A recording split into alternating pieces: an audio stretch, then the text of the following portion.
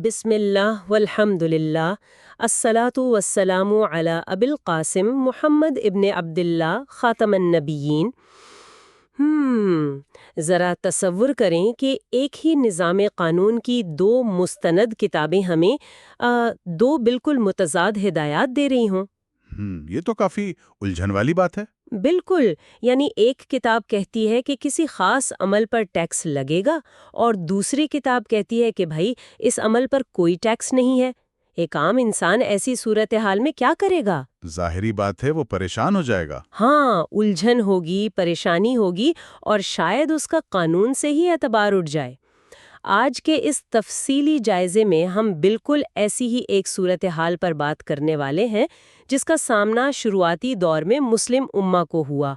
हमारे आज के मुताले के ज़राए बुनियादी तौर पर इस्लामी फ़िक़्ह और अहादीस की गहरी तशरीहात पर मबनी है। सही। और हमारा आज का मिशन ये समझना है कि जब दो मुस्तनद हवालों में बज़ाहिर टकराव नज़र आए तो उलमाए किराम इस उलझन को किस साइंसी और मंतिकी अंदाज में सुलझाते हैं। और मैं कहूँगा कि ये एक बेहद दिलचस्प बहस है जिसका ताल्लुक सिर्फ तारीख से नहीं है बल्कि हमारे आज के सोचने के अंदाज से भी है। जब हम उन ज़राए की तहों में जाते हैं तो हमें कानून साजी और कमाल दर्जे की मंतक का एक हैरान अंगेज इम्तिजाज मिलता है। यानी शरीयत के उसूल महज हवा में नहीं बनते। बिल्कुल नहीं, उनके पीछे एक इंतहाई मजबूत और मुनज़्ज़म फिक्री ढांचा मौजूद होता है और आज के दौर में तो ये समझना और भी ज़रूरी है। हाँ, क्योंकि मालूमात का हर तरफ एक बेपनाह सैलाब है ना। जी। कभी इंटरनेट पर एक बात दुरुस्त लगती है तो अगले ही लम्हे कोई दूसरी वीडियो उसके बिल्कुल उल्ट बात साबित कर रही होती है। जी बिल्कुल, और ऐसे में माजी के उन उलमा का तरीक़ाकार हम सब के लिए एक ज़बरदस्त रहनुमाई फराहम करता है। बेशक, इंसान होने के नाते हम सबसे चीज़ों के सियाको सबाक को समझने में अक्सर गलतियां हो ही जाती हैं, अस्तग़फ़िरुल्लाह। इसीलिए इस तरह के गहरे मुताले की ज़रूरत हमेशा रहती है। तो आइए इस बज़ाहिर नज़र आने वाले तज़ाद की जानिब चलते हैं जिसने इब्तिदा में बाज़ सहाबा को भी एक इल्मी गौर व फ़िक्र पर मजबूर कर दिया था। अच्छा, तो अगर हम इस दौर को देखें तो ये वो वक्त था जब इस्लामी अहकामात बतदरीज नाफिज हो रहे थे, यानी आहिस्ता आहिस्ता। हमारे पास जो ज़राए हैं वो बताते हैं कि गुस्ल के वाजिब होने के हवाले से दो मुख्तलिफ अहादीस का चर्चा था। एक तरफ एक वाज़े बयान था और दूसरी तरफ एक बिल्कुल मुख्तलिफ शर्त रखी गई थी। ओके, तो आइए इस मसले की गहराई में उतरते हैं। हमारे सामने जो दो मशहूर अहादीस हैं, ज़रा उन पर गौर करते हैं। पहली हदीस के अल्फाज इंतहाई मुख्तसर हैं, इन्नमल मौम मिनल मौम, यानी पानी का इस्तेमाल सिर्फ पानी निकलने की सूरत में लाजिम है। जी। और दूसरी तरफ जो दूसरी हदीस है वो कहती है, इज़ा मस्सल खितानुल खितान फ़क़त वजबल गुस्ल, यानी जब खतना खतने से मिल जाए तो गुस्ल वाजिब हो जाता है। अब अगर इसे सतही नज़र से देखा जाए तो ये एक वाज़ेह टकराव महसूस होता है। बिल्कुल, एक तरफ गुस्ल सिर्फ इंजाल पर फर्ज बताया जा रहा है जबकि दूसरी तरफ कहा जा रहा है कि नहीं, गुस्ल तो सिर्फ इज़्दिवाजी अमल के शुरू होने यानी दुखूल पर ही फर्ज हो जाता है, चाहे इंजाल हो या ना हो। ये कन्फ्यूजन कैसे दूर होगी? देखें, यहाँ रुककर हमें सबसे पहले इस्लामी कानून के एक बुनियादी उसूल को समझना होगा। जब भी ऐसा बज़ाहिर टकराव सामने आता है तो उलमा का पहला कदम हमेशा अल्फाज की तशरीह होता है। यानी वो देखते हैं कि क्या हम अल्फाज को उनके ज़ाहिरी मायनों में ले रहे हैं? बिल्कुल, या फिर उनके पीछे कोई गहरा मफहूम छुपाए। अब जब हम पहली हदीस की बात करते हैं, अलमा मिनल मा वाली, तो उसमें जो पहला पानी है उससे मुराद गुस्ल का पानी है, यानी जिस्म को पाक करने वाला पानी। अच्छा, और दूसरा पानी? दूसरे से मुराद वो मखसूस मादा या मनी है जिसका जिस्म से इखराज होता है। तो इसका मफहूम ये बना कि गुस्ल का पानी बहाना उसी वक्त लाजिम है जब वो मखसूस मादा खारिज हो। तो ये तो समझ आ गया, यानी पहली शर्त में इखराज को लाजमी करार दिया गया है। लेकिन जो दूसरी हदीस के अल्फाज हैं वो तो काफ़ी मुख्तलिफ नौइयत के हैं, उनका क्या मामला है? दूसरी हदीस में जो अल्फाज इस्तेमाल हुए हैं वो दरअसल किनाया हैं। किनाया? जी, किनाया उस बात को कहते हैं जो बराए रास्त ना कही जाए बल्कि इशारतन बयान हो। जैसे इसमें शिबहल अरबा यानी 4 हिस्सों के दरमियान बैठना और खितान से खितान मिलने का जिक्र है। قاضی ایاز جیسے بڑے علماء نے اس پر بحث کی ہے۔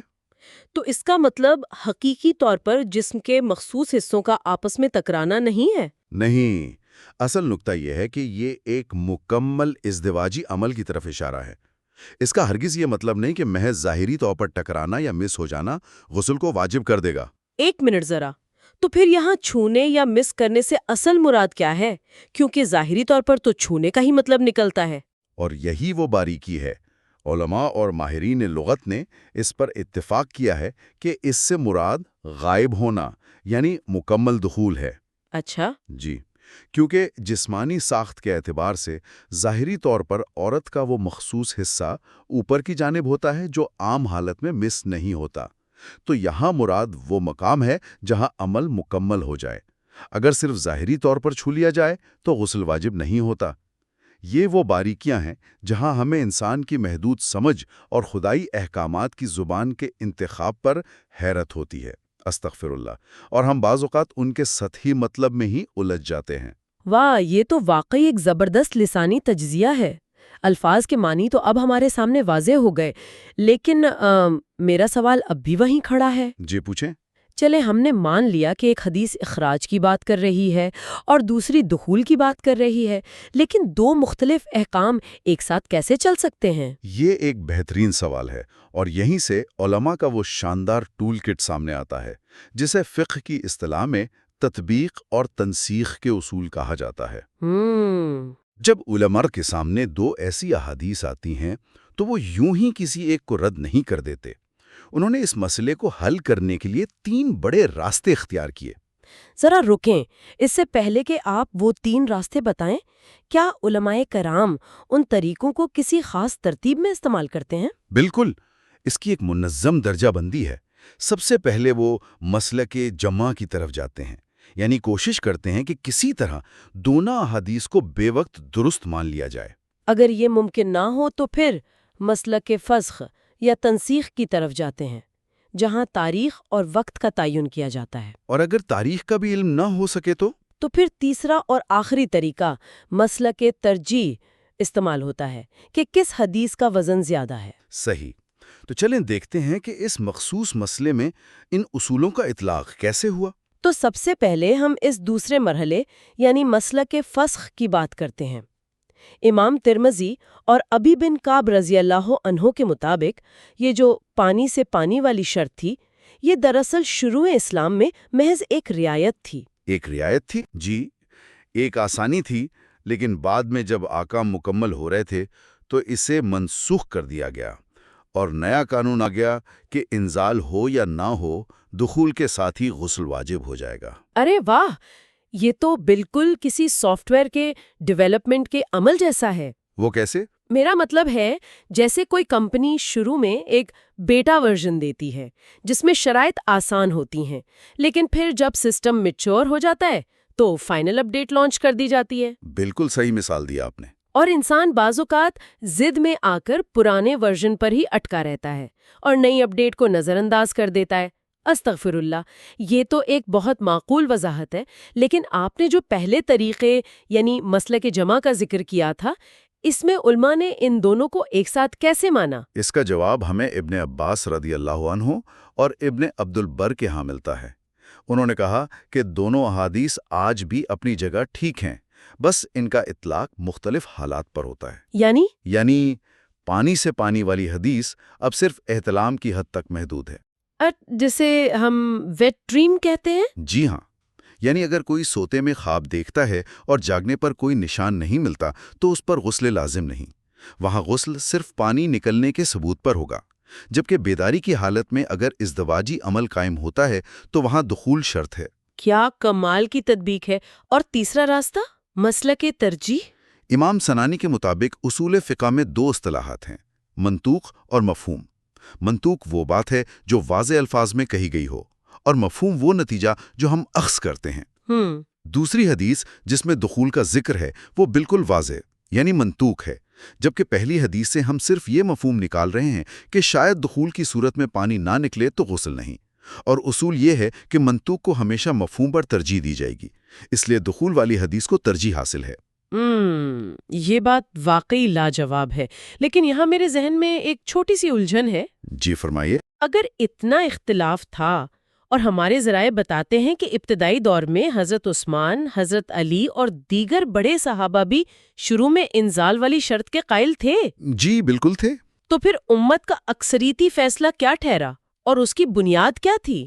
اصل میں بعد میں خاص طور پر حضرت عمر رضی اللہ عنہ کے دور میں اس پر ایک وسیع بحث ہوئی اور مکمل اجماع ہو گیا کہ غسل کے لیے انزال شرط نہیں، خطرہ ملنے سے ہی غسل واجب ہو جاتا ہے۔ لیکن یہ اجماع اچانک کیسے ہو گیا؟ اس کی سب سے بڑی بنیاد ام المومنین حضرت عائشہ رضی اللہ عنہا کی وہ گواہی تھی۔ مہاجرین اور انصار میں اسی بات پر بحث چھڑ گئی تھی۔ انصار اپنے پرانے موقع پر تھے، مہاجرین دوسری حدیث کی بات کر رہے تھے۔ تو پھر کیا ہوا؟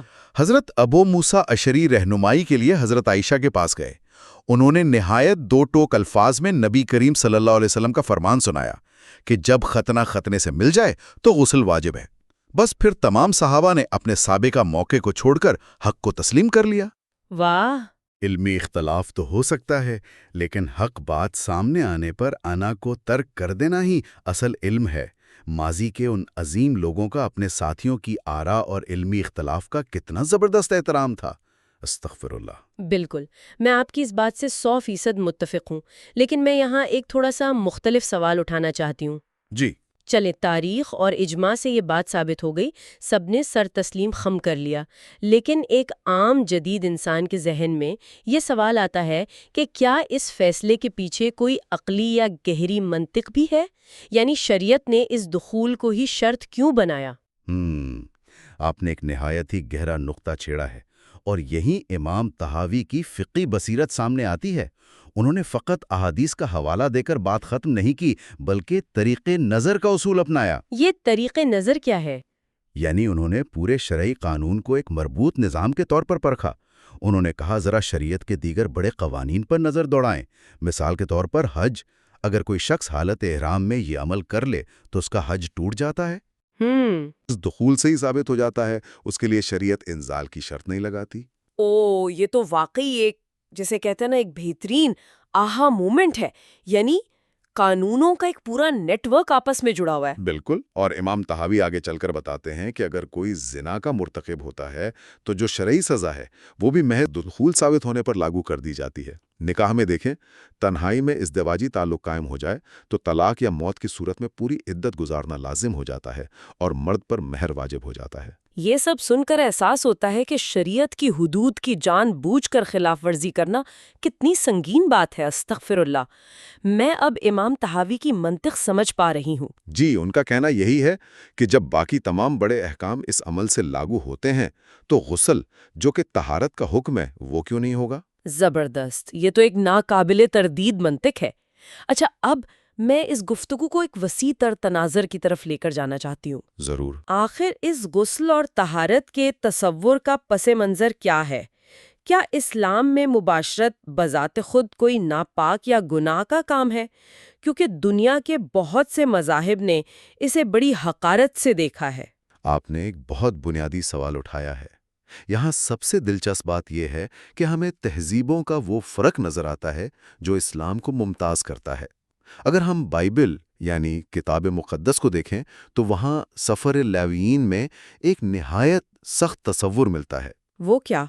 اس کے مطابق جب میاں بیوی یہ فطری عمل کرتے ہیں تو انہیں غسل کرنا پڑتا ہے، کپڑے دھونے پڑتے ہیں، لیکن اس کے باوجود وہ شام تک نجس یعنی ناپاک سمجھے جاتے ہیں۔ شام تک نجس، یہ تو ایک بہت گہرا نفسیاتی بوجھ ہے، یعنی جیسے ان سے کوئی سنگین جرم سرزد ہو گیا ہو۔ اور اسی رویے نے تاریخ میں رہبانیت کو جنم دیا۔ لوگوں نے سمجھا کہ یہ عمل گندا ہے، خدا کے قریب ہونا ہے تو شادی سے پرہیز کرنا ہوگا۔ لیکن اسلام کا تصور بالکل مختلف ہے۔ اسلام اس عمل کو گناہ نہیں سمجھتا۔ بالکل نہیں۔ اسلام میں حلال رشتے میں یہ عمل باعث ثواب ہے، یہ ایک صدقہ ہے۔ واہ! لیکن پھر غسل کو واجب کیوں کیا گیا؟ ہمارے معاشرے میں تو حالت جنابت کو ایک بہت خوفناک قسم کی ناپاکی سمجھا جاتا ہے، لوگ کچھ چھونے سے بھی کتراتے ہیں۔ یہ معاشرتی رویہ دراصل دیگر ثقافتوں کا اثر ہے۔ ہمارے ذرائع میں حضرت ابو ہریرہ رضی اللہ عنہ کی ایک بڑی چشمکشا حدیث ہے وہ حالت جنابت میں تھے اور راستے میں نبی کریم صلی اللہ علیہ وسلم کو دیکھ کر کتراتے ہوئے چھپ گئے۔ وہ پاکیزہ محفل میں جانے سے گھبرا گئے؟ جی، جب بعد میں آئے تو نبی صلی اللہ علیہ وسلم نے پوچھا، کہاں تھے؟ انہوں نے شرمندگی سے بتایا کہ میں جنابت کی حالت میں تھا۔ اس پر نبی صلی اللہ علیہ وسلم نے فرمایا، سبحان اللہ، ان المسلم لا ینجس، یعنی مسلمان کبھی نجس نہیں ہوتا۔ بالکل، مسلمان کبھی ناپاک نہیں ہوتا۔ یعنی غسل صرف ایک عبادتی شرط ہے، انسان کی ذات ناپاک نہیں ہوتی۔ کیا خوبصورت بات ہے! یہ تو انسان کے کندھوں سے کتنا بڑا بوجھ اتار پھینکنے کے مترادف ہے۔ پرانے مذاہب کے راہبوں نے پاکیزگی کے نام پر اپنے پاس سے کیسے کیسی سختیاں گھڑ لی تھیں، جس پر اللہ نے ان کے لیے ہلاکت کی وعید سنائی ہے۔ استغفر اللہ۔ بالکل، شریعت تو آسانی کا نام ہے۔ اسلام نے طہارت کو کوئی بوجھ نہیں بنایا، بلکہ ایک روحانی تازگی کا ذریعہ بنایا ہے۔